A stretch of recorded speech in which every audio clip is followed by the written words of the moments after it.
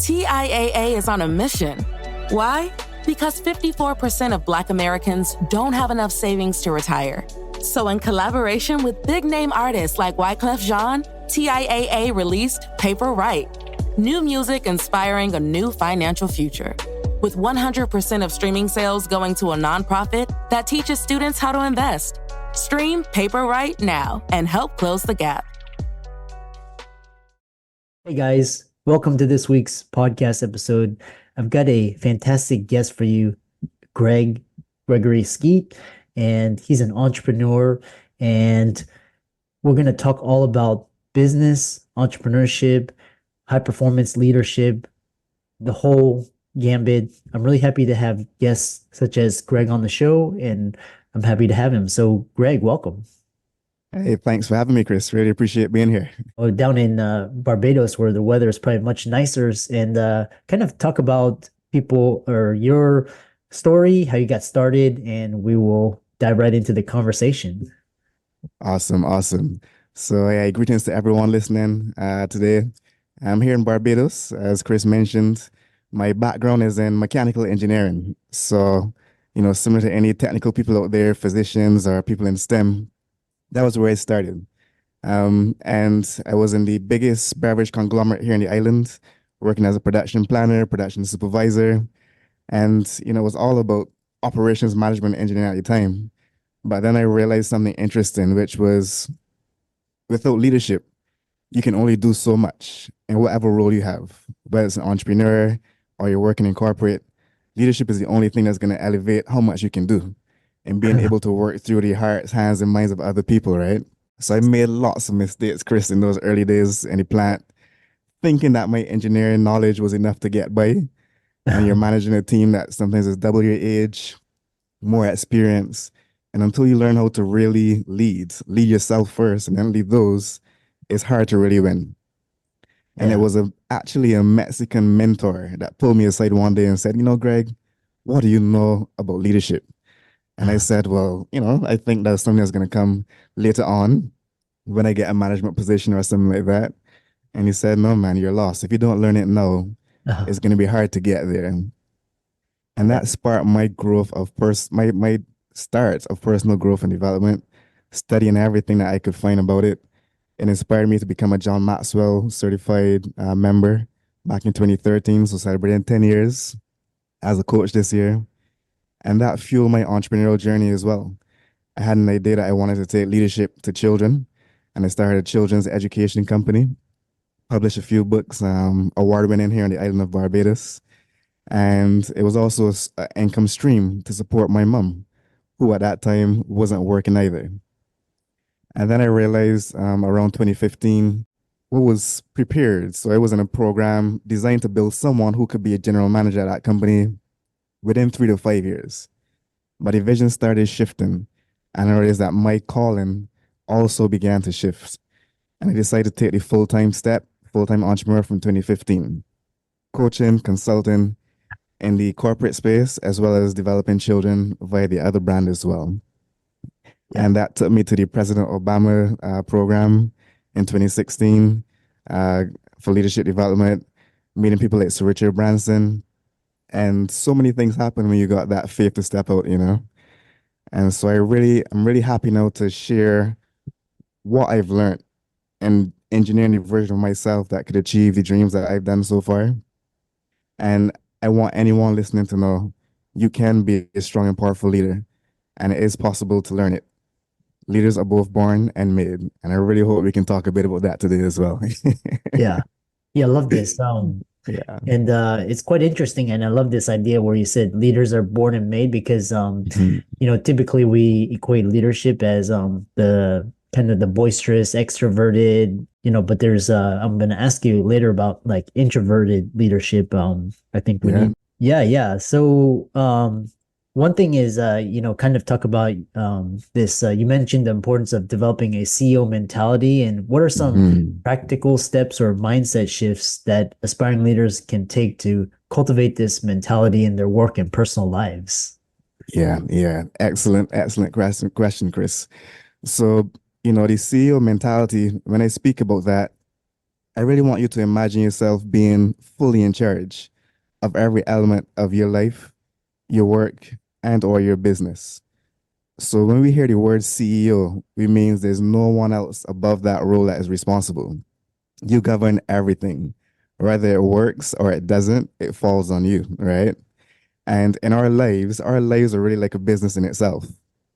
Even if you're an employee at the moment, I say like everyone is in entrepreneurship because if you're an employee, you're really on a long-term contract at a fixed pay, right? You sold yourself in an interview after marketing via your CV, and now you got a super long-term contract that you're on, but you're still really earning. You're still offering your skills, your services, your solution, just that you're only offering it to one person. So even within your life itself, you need to be the CEO. You manage your household, you manage your finances. If you're like me with a little sweet 3-year-old daughter or some kids, you manage their affairs as well. And you need to see yourself as being, okay, how can I manage and oversee everything? And we know that all management is based on measurement, right? And it's really important to identify the different areas of our lives and see, okay, what do I need to manage and measure in these areas to make sure I stay on top of the game? And the beautiful thing is that when you carve that CEO mentality into your lifestyle, you can take it anywhere, into your organization as an employee, or even if you are an entrepreneur, you can develop the skills long before you go full time. So when it comes to the business context, and I know some of you listening may be already business owners, I want you to think of these 7 key areas in your CEO mentality. So at the very core is general management. You have to understand what it takes to be a good general manager, right? And I said management is all about measurement. And I think for a CEO, there are kind of like 4 main lenses that we look through in the context of business. We've got our quality and performance improvement. So we want to make sure that whatever we're making is up to spec and we're doing it in an efficient way. We've got our legal compliance and administration, right? Always important. We got to stay above board, whether it's taxes or compliance as it relates to regulations, especially in the medical field for any of those from that background. We've got media and corporate communication. So how are you communicating both internally with your team and externally for your public brand? And of course, we've got our supply chain and logistics. How are we moving things in and out of our organization in an efficient way? But then the CEO, right in the center of this general management, has to really keep hold of these elements, these 6 other rings, which are marketing, sales, and finance. And then, of course, we've got talent or infrastructure or engineering, as well as the all important production and fulfillment of whatever services you're offering in the business. Yeah. And I found from coming from my engineering background, working in big corporate, then being an entrepreneur, these 6 rings that we manage are the easiest way to really remember it. And as a CEO, you have to keep these things in the right tension. So we always talk about getting more marketing and sales, but then can you deliver? When I first started, I was like, okay, I got to get 10 new clients, but how many can I serve at a time realistically on a deep level, right? So you got to keep those things in balance. So for me, I think that combination is what the CEO mentality looks like in general. Yeah, well, you brought up, I love this idea where you have that framework, and talking about this. Next thing is talking about, people and process is a central theme in your approach to high performance leadership. And can you elaborate on why you believe this combination is crucial for organizations and also share some strategies for implementation? Yeah, awesome, awesome. Another great question. So, Albert Einstein once said, everything should be as simple as possible, but not simpler. And I found that when we think about our lives or our organizations, at the very core is really 2 things happening. People working within a process. Everything in your business is just a series of steps happening, whether you're aware of them or not. A series of steps happening day after day in some particular way. That is your process. And process is a very natural thing. Like we live in a natural universe. Anyone who's studied science, technology, engineering, mathematics, we know we've got waves breaking here in Barbados, the sun shining, rotating on a cycle. There's design and everything, right? Uh, But there are processes happening in a very automated way. And I think that the more natural we can make our lives in our business, the stronger they can be, with process being at the core. When you cook your breakfast in the morning, that is a process. We can make it as detailed as we might want. Open the fridge, get the eggs out, crack them, start the stove, put oil in the pan, everything. Or it could be simple, you know, fire up the stove, cook the eggs, serve it. But on some level, you're following these steps every single day. And most organizations, unfortunately, aren't very organized. So you're not even aware of what these processes that are happening every day are. But once we identify them, it becomes so much easier to really optimize them.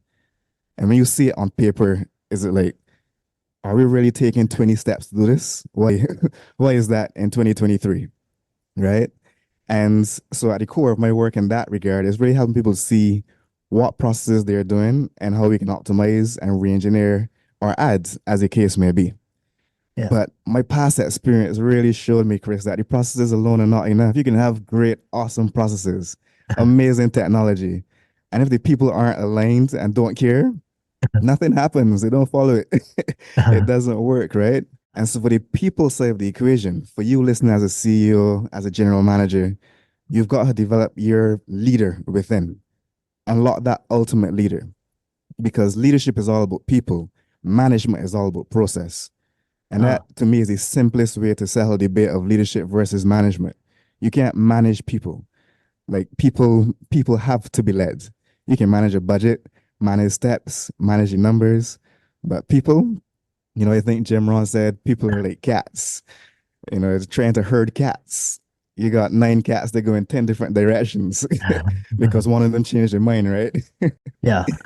But when you really want to build something to last, you've got to find a way to bring other people aligned to a common vision, a common culture.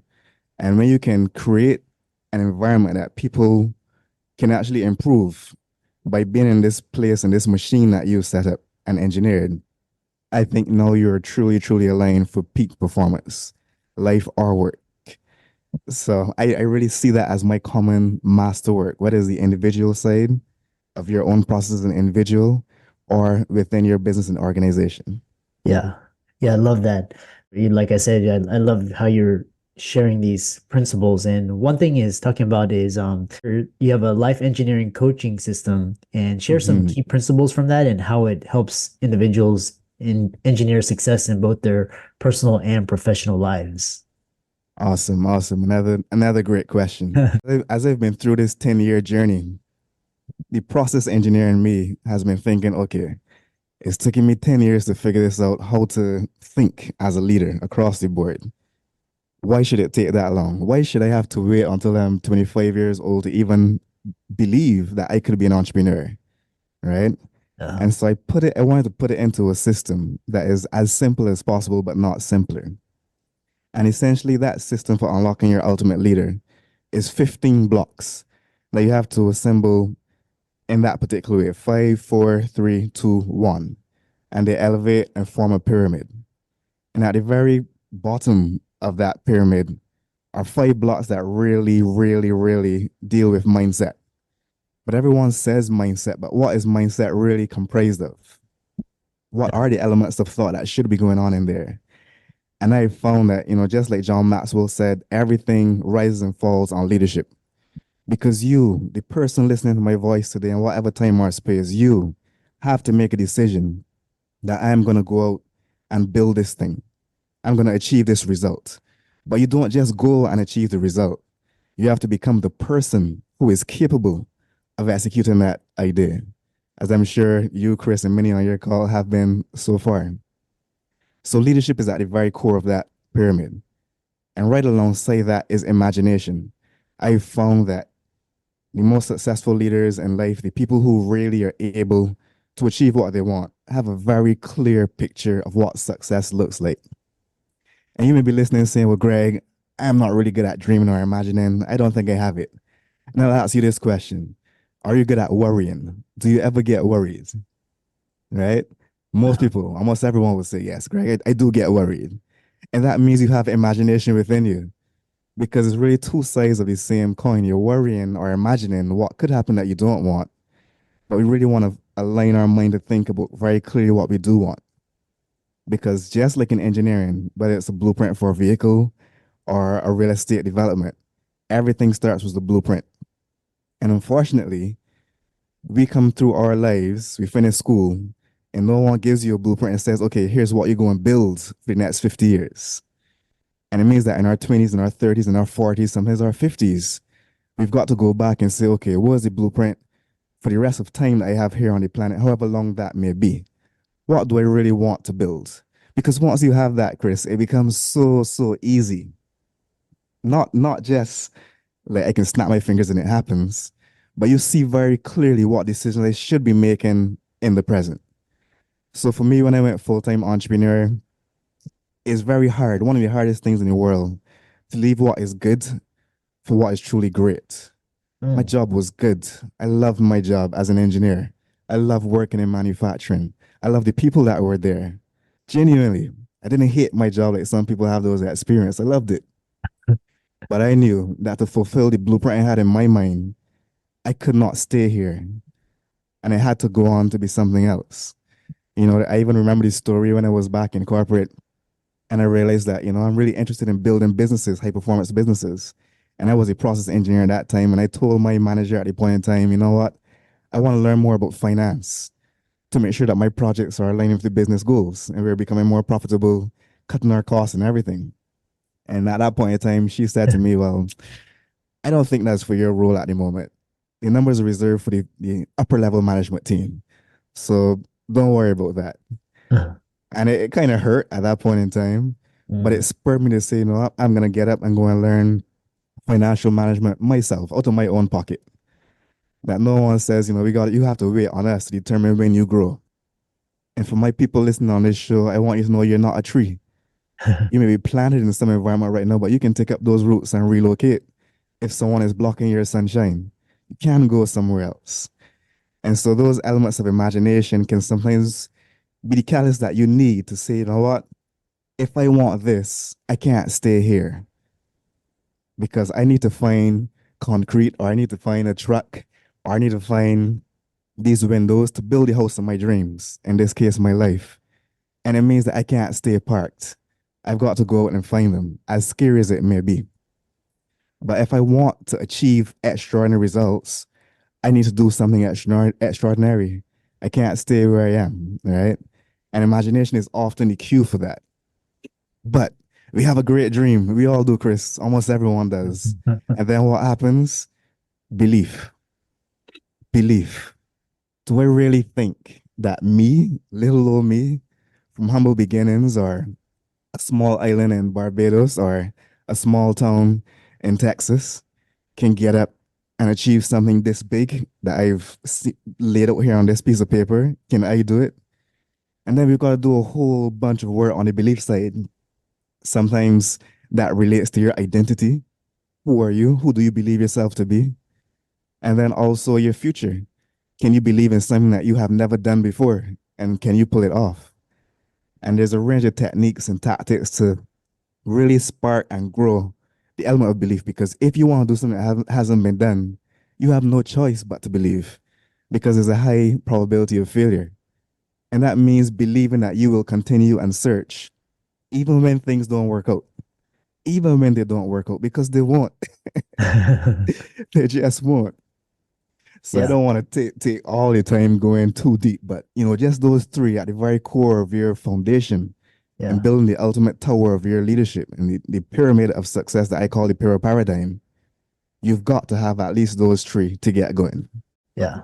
Yeah, what a fantastic way to end the conversation. And I love your passion, and I love you know, how you describe, you know, kind of leadership and management, you know, versus people and processes. And how can people follow you, check out your social media, check out your work, reach out to you, etc.? Awesome. So you can check out my website, www.gregoryskeete.com. That's GREGORYSKEETE.com. My social media handles on all platforms are at GS Skeete. So you can find me there.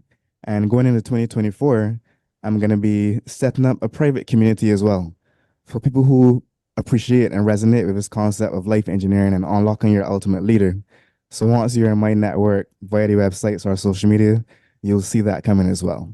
And for all the audience out there, let's thank Greg for coming on and delivering a very inspiring conversation around leadership and management.